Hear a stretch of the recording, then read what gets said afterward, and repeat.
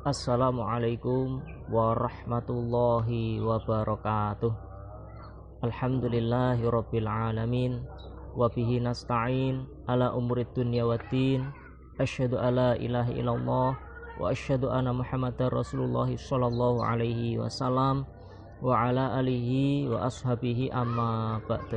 Alhamdulillah, puji syukur atas segala nikmat yang Allah berikan, nikmat yang banyak sekali berdasarkan dalil wa in ta'udu nikmatallah la tuhsuha.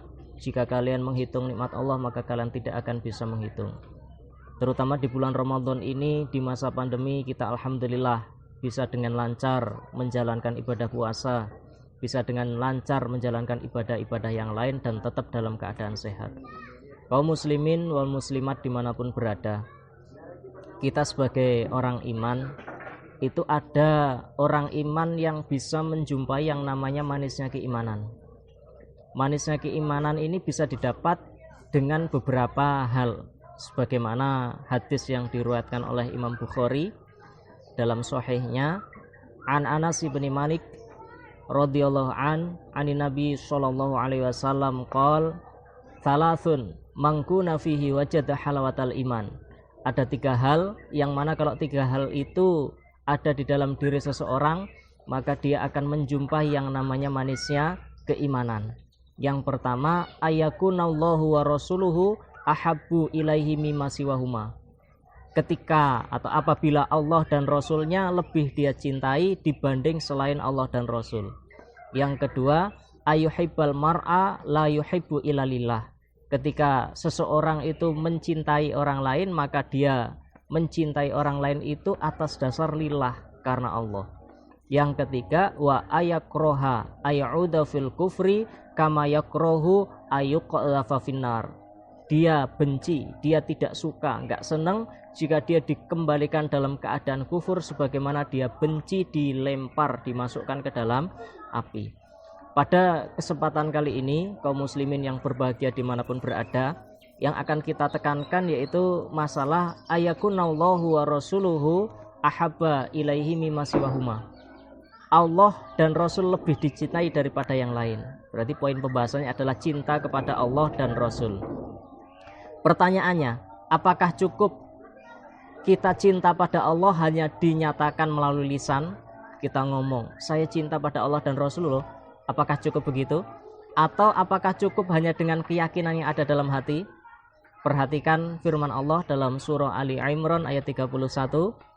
Qul in kuntum tuhibbunallaha fattabi'uni yuhibbukumullahu wa yaghfir lakum dzunubakum wallahu ghafurur rahim. Katakanlah wahai Muhammad, jika kalian mencintai aku Allah, jika kalian mencintai Allah, maka ikutilah saya Nabi Muhammad. Maka Allah akan cinta pada kalian dan Allah akan mengampuni dosa-dosa kalian. Allah Zat yang Maha Pengampun lagi Maha Penyayang. Dari sini bisa kita simpulkan bahwasanya orang yang cinta pada Allah dan Rasul tidak cukup hanya dengan pernyataan dan keyakinan, melainkan harus dengan diimbangi pengamalan, yaitu fattabi'uni, dengan mengikuti saya Nabi Muhammad.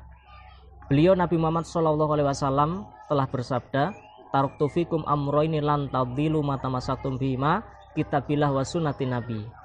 Telah kutinggalkan 2 perkara, yang mana kalau kalian mau berpegang teguh, berpedoman dengan keduanya, maka kalian tidak akan tersesat. Apa itu?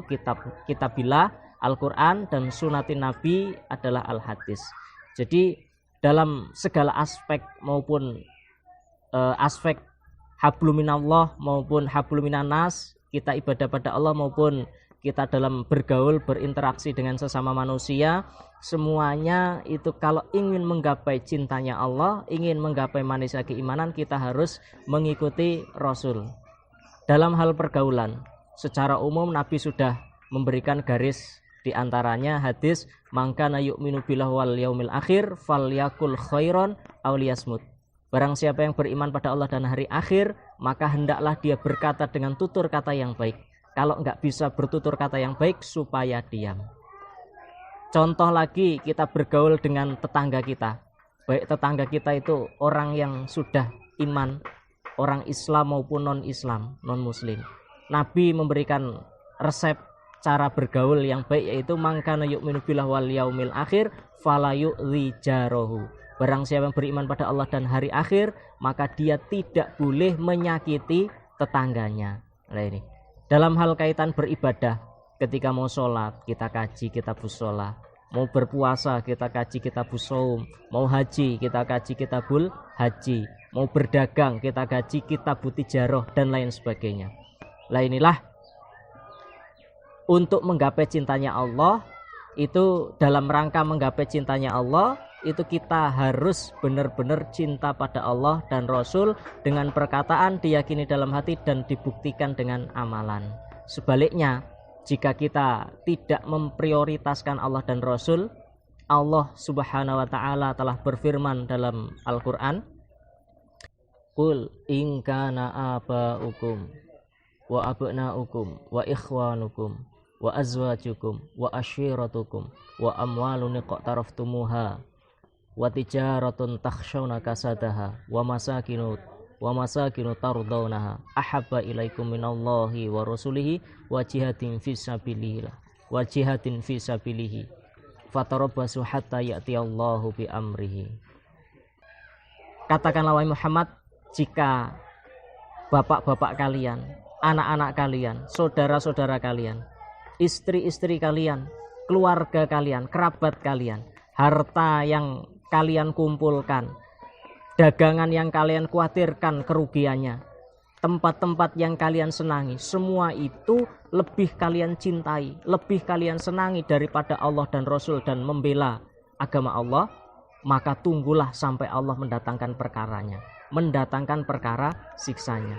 Dari sini dapat kita simpulkan bahwasanya ketika seseorang itu yang diutamakan adalah Allah Rasul, maka manisnya keimanan akan dia tuai. Sebaliknya, ketika Allah Rasul tidak lebih diutamakan ketimbang yang lain, maka diancam oleh fatarabbasu hatta ya'tiyallahu bi amrihi. Tunggulah sampai Allah mendatangkan siksanya. Demikianlah para pendengar, kaum muslimin wal muslimat dimanapun berada, semoga kita semua bisa menjadi orang-orang yang benar-benar tulus lahir batin dan mengamalkan amalan-amalan yang menunjukkan kecintaan kita kepada Allah dan Rasul. Demikian, jazakumullah khairan. Assalamualaikum warahmatullahi wabarakatuh.